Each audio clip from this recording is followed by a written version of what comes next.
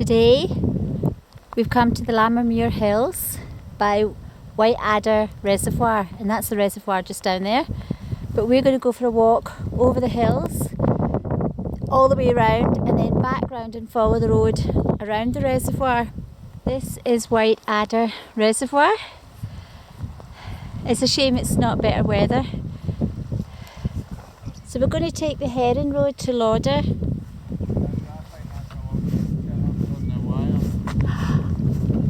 There's just birds everywhere. We've seen lapwings, we've seen geese, although they were too far to see what kind.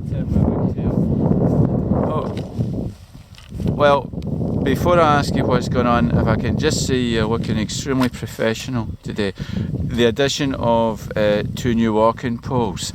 Could you tell me the benefits of these poles, please?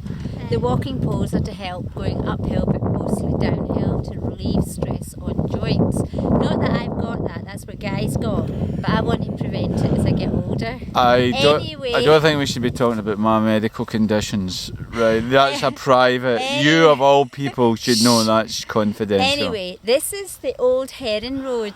Is it? And this is where the fishwives from Dunbar used to carry all the catch over the hills, over the Lammermuir Hills, into the borders to Lauder, where the fish market was. Did they sing with their baskets on? They would have sung. What did they sing? Do you want to give us a song? Tra-la-la-la-la. And look over here, got some little ponies. Do you think they would have helped with the hern? Hey, did you help carry the herns over to Dunbar? And over there we've got Highland Castle. Have we? And just up here in the fields we've got sheep and lapwing. And I think I saw a rhino over there. And there's Guy's new poles in the back of his bag. I don't think viewers, I'm sorry about this, I think there's better things going on in your life. To hear about his athletic knees. It's so quiet and peaceful. And the views are really lovely. Just seen some brown grouse up here in the hills, and all I can hear is lapwing flying right over the fields. The path takes us between a couple of ruins. There's one just up there and there's another one round there. So in the path just up here we've got some more geese. They're not happy that we are here.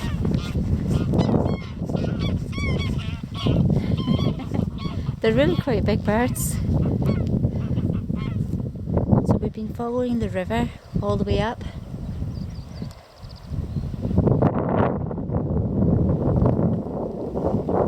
You can see the path where we came from, and right over there in the middle of the picture I can see the van.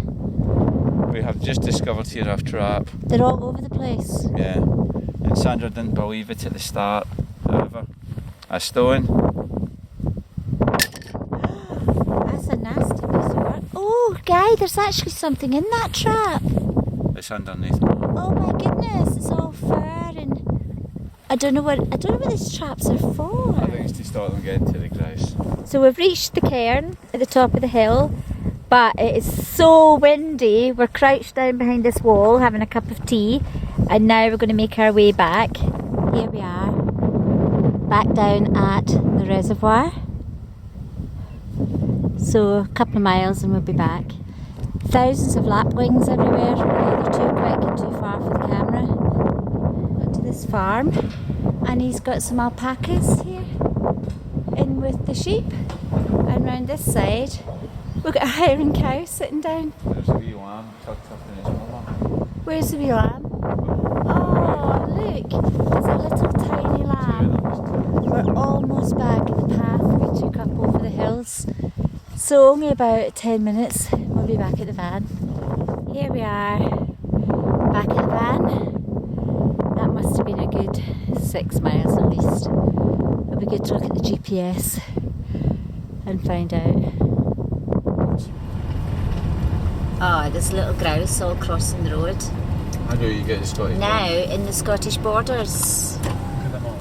Okay. So we're going over the road, which is barely higher than the river.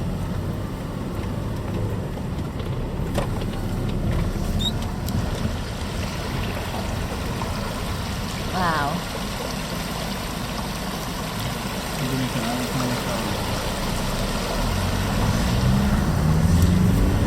It says it is liable to flooding.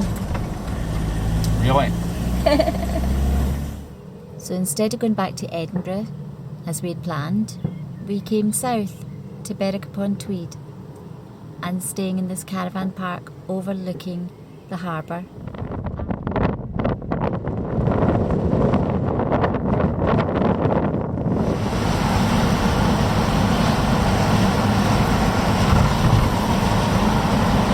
So this is Berwick upon Tweed town centre, which was about a mile from the campsite.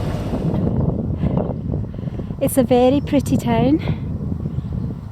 Just over there's the sea, and we're going for a walk along the battlements.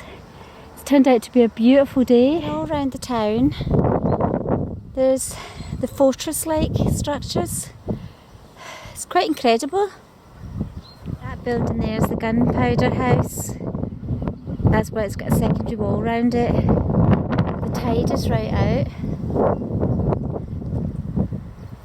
We're going to walk along to the lighthouse. I believe you've things to tell us. Well, instead of going back to Edinburgh last night, we decided to be spontaneous and drive south to Berwick upon Tweed, which is actually in England at the moment anyway. North England. Northern England, yeah. So we're just doing a wee walk around the town, and then what we're going to do is head back home via border towns. Alright. So that would be really nice. Could you tell us a little bit about the defensive strategy employed in Berwick upon Tweed doing your... I know you've got to go back to your degree in history. But is this Scottish history or English history? Because you're... Berwick upon Tweed is a confused town. But you're fluent in It both. doesn't know in both histories, whether my it's love. English or Scottish, and given its history, it's been both. Anyway, let's go. We're leaving Berwick upon Tweed, and we're going to head across the borders to Kelso in the first instance. What's going on, you wee thing? Well, we are just arriving in Kelso. Alright, not Selkirk. Kelso. Alright, tell us a bit about Kelso. And that's the River Tweed. And over there, where we'll go on another day, is Floors Castle. And actually you can see it right in the distance over there. This is the town centre of Kelso. Cobbled streets, which is why it's so bumpy. And it's a very pretty town. But we're not staying because we're going to head towards Selkirk. Okay. It's a pretty good ruin.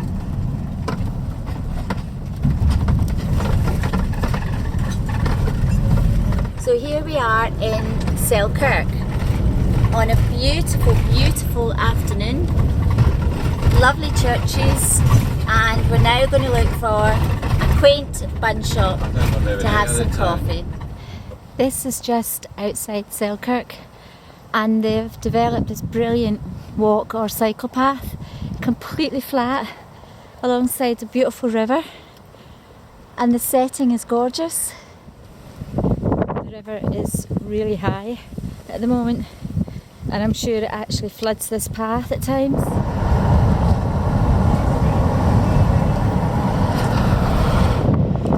Tell us what's happening here. You won't be able to hear me for the wind, but here we are at Grey Mare's Tail. Here we are. Here we are at Grey Mare's Tail, Alright. which is a wonderful waterfall between Selkirk and Moffat. Alright. It's too late in the day to go and climb, but another day we're going to go right up the top, right up there, What's up there? to a little lochin. What's it called? Lochsheen. Lochsheen, that's it! Well, the Grey Mare's Tail actually drops 200 feet, making it one of the highest falls in the UK. Where does it flow from? You tell me, where does it flow I'm going from? to read the notice board. It flows from Loch Screen into the Tail Burn, and then it tumbles down. And he's reading that from here. And it was that inspiration for this man, old chubby cheeks himself, Old chubby cheaps. Dare I say that's Walter Scott? Yeah, exactly.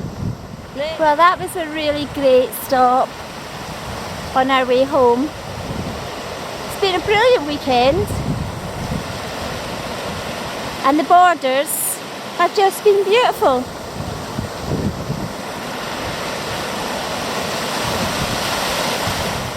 But it's time to head home.